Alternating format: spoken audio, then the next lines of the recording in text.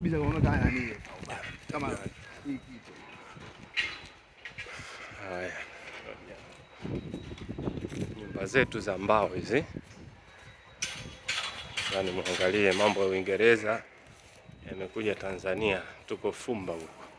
Hii ni mbao, yani mnaisikia hii ni mbao, ndio zile pale unazoziona hizo hapo ni nyumba za mbao.